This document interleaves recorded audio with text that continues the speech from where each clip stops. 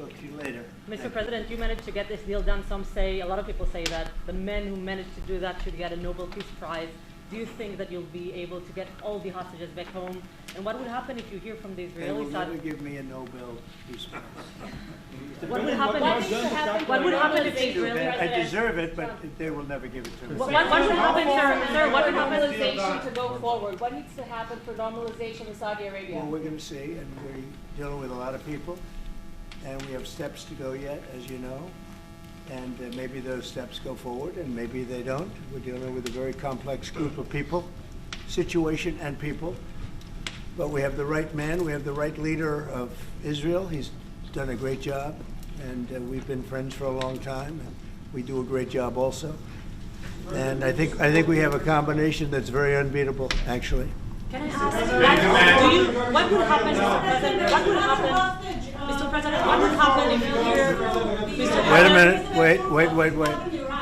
Where is that person? Where's that person coming from? Come on, go. Mr. You go. President, what would happen if you'll hear from the Israeli side today that they're not willing to go through with the deal to get all the hostages back home and finish the war? We'll see what happens. Whatever happens, we'll be prepared to handle the situation. Are the Saudis demanding a Palestinian state? Mr. President. No. Are the Saudis demanding a Palestinian state? No, they're not. No. Are they demanding a path towards a Palestinian state or any other recognition Everybody's of that demanding one thing. You know what it is? Peace. We want peace. We want people to stop being killed. But everybody's demanding one thing. Very simple, peace. And he wants peace also. Mr. President, do you think it's politically possible in Israel to get this deal done until the end?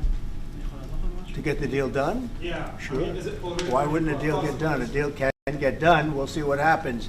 We're dealing with very complicated people. But a deal can absolutely get done. President an Israeli strike on Iran? We'll see what happens. President Trump, I have one for Prime Minister Netanyahu. We have heard Joe Biden and Donald Trump take credit for the hostage and ceasefire deal. Who do you think deserves more credit? I think President Trump added great force and powerful leadership to this effort. I appreciate it. He sent a very good emissary. He's helped it along. And, I'll just tell you, I'm happy that they're here. And I'm sure the President is happy that they're here.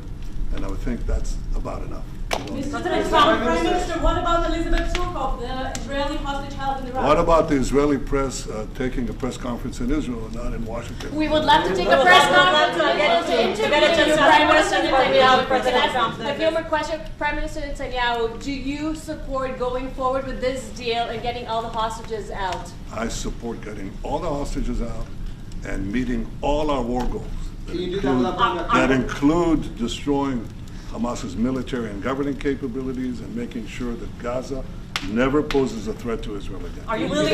All three. Are you willing And to those agree? Are you things willing can to go agree? together? Are you willing Can you to agree promise to to the Trump's families vision that you to do bring all the everything to get the hostages out? I think Wait. that I should One at a talk to time. One President at a Trump. time. So Okay. I'll ask, do you agree with Trump's vision of getting all the hostages back home, even if it means to end the war? Well, I'm not sure that you articulated correctly what the President's vision is. You can ask, he can speak for himself. He does that very, very well. I have my own views, 3 goals, not 1, not 2, 3 goals, and I will meet all 3 goals. I think the President can help enormously.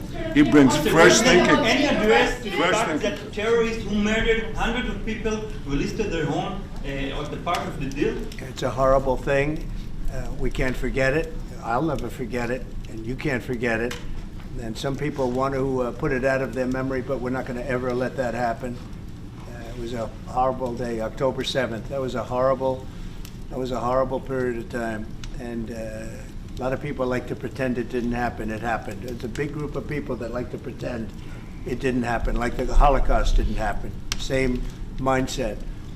No, we're going to get this thing wrapped up, and we're going to get it done. We're also dealing, I think, very successfully with Russia, Ukraine. We're going to hopefully get that one done at some point in the not too distant future. That's a complex problem also, but we solve problems. When I left, we had no problem. There was no Ukraine and Russia fighting. There was no October 7th. There was nothing. And some very poor leadership led to a lot of problems and a lot of death.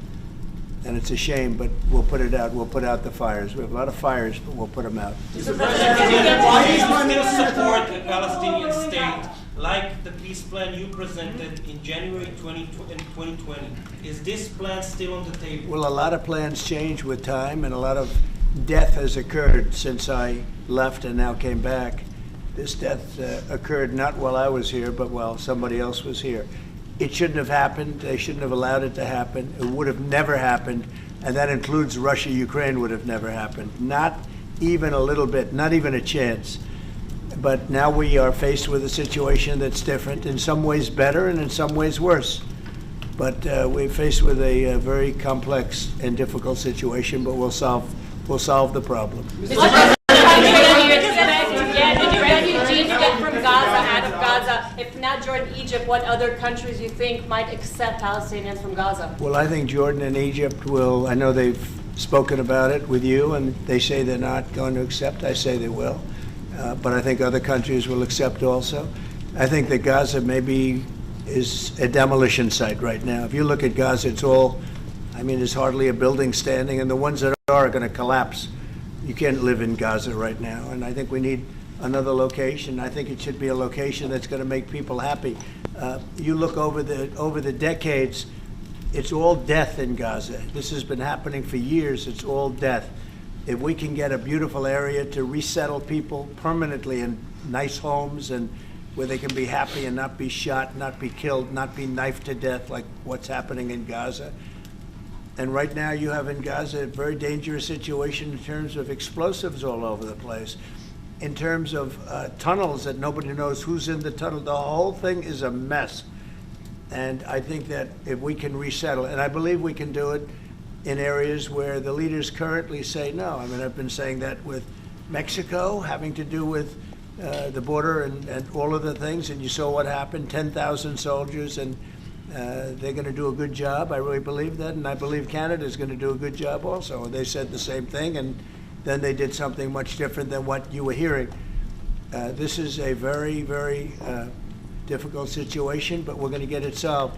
I don't think people should be going back to Gaza. I think that Gaza has been very unlucky for them. They've lived like hell. They lived like you're living in hell. Gaza is not a place for people to be living. And the only reason they want to go back, and I believe this strongly, is because they have no alternative. What's the alternative? Go where? There's no other alternative. If they had an alternative, they'd much rather not go back to Gaza and live in a beautiful alternative that's safe. Mr. President,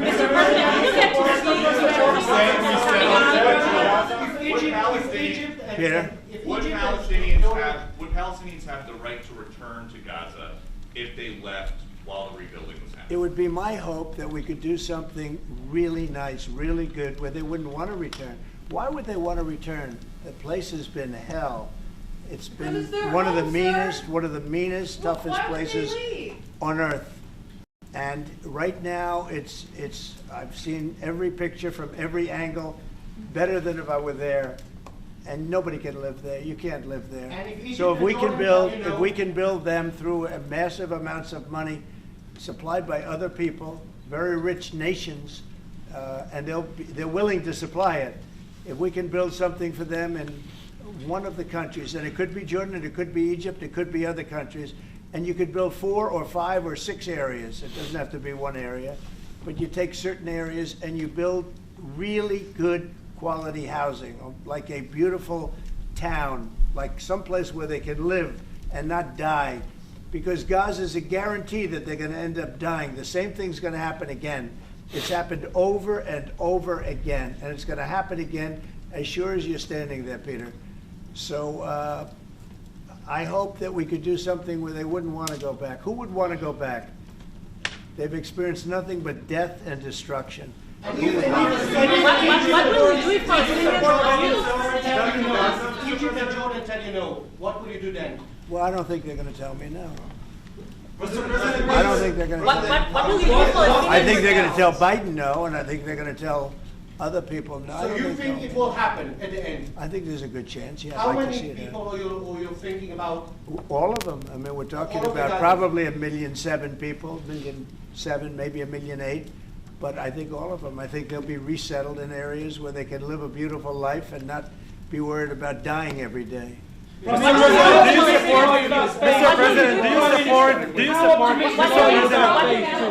Mr. President, do you support building settlements, Jewish settlements back in Gaza in the next years? Say it? Building settlements, Jewish settlements back in Gaza in the next year. Do you support this idea? I don't see it happening. It's too dangerous for people. Nobody can go there. It's too dangerous. Nobody wants to be there. Warriors don't want to be there. Soldiers don't want to be there. How can you have people go back? You're saying go back into Gaza now? The same thing's going to happen. It'll only be death. The best way to do it is you go out and you get beautiful, open areas with the sunlight coming through, and No, that's not what I meant. something I meant nice. Israeli They are not settlements going to back want in Gaza. They are not going to want to go back to Gaza. Prime Minister Netanyahu, what is your message to the families of the hostages that look at this deal, that are worried that this deal won't go through? What do you say to them at this moment? Same message I said from the beginning of the war. We'll get them out, get them back. We got over 70%, close to 75% of the people who everybody believed will not get out. We got them in successive deals, and most recently with the help of President Trump. We're not going to give up on any of them, and we're not going to give up on our other war aims. Hamas is not going to be in Gaza, and we're going to get everyone back. And you would not have. Prime Minister, how optimistic are you about reaching phase 2 of the ceasefire? How optimistic are you about that happening? Well, we're going to try. That's one of the reasons, one of the things we're going to talk about here. And if we, you know, when Israel and the United States work together, and President Trump and I work together, you know, the chances go up a lot. It's when we don't work together, Israel and the United States don't work together, that creates problems. When the other side sees daylight between us, and occasionally in the last few years, to put it mildly, they saw daylight, then it's more difficult. When we cooperate, Isn't it the right chances time are to good. eat once and for all? Say it.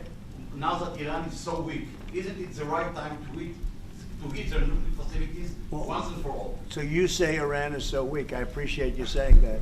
They're not weak. They're very strong right now, and we're not going to allow them to have a nuclear weapon. It's very simple. You know, I signed a very strong proclamation. Iran was in big trouble when I left. They were broke. They didn't have money for Hamas. They didn't have any money for Hezbollah. You had no problem. October 7th could have never happened. When I left, October 7th could have never happened. And frankly, Russia and Ukraine, as I said, could never have happened. They became very strong very fast. They sold massive amounts of oil to China and everybody else who would not buy the oil when I was president, because we said, don't buy the oil. And they became very rich very quickly. But they're not weak. They're not weak. They're strong. Doesn't mean they won't be weak, but you know what? We just don't want them to have a nuclear weapon. They can't have a nuclear The weapon. Prime Minister, sorry, Mr. President, the Prime Minister wants you to strike Iran. That's what he wants. You don't know what he wants. What do you know about anything? Go ahead. But is that option on the table? Yes, please. President Trump, is that option on the table? You're not just talking about Jordan and Egypt. No, could be other places too. So in the Gulf. There are many people that have reached out, many countries, many leaders of countries that have reached out that would like to participate in that. Doesn't have to be Jordan and Egypt, but I think it would be also them. Mr. President, your relationship with Mr. Netanyahu knew ups and downs. How would you describe it right No, now? I think it's mostly ups. Mr. President, what about the Palestinian Authority? Should it rule Gaza? Because Gaza will be empty? What? The Palestinian Authority, can it rule Gaza? What do you think?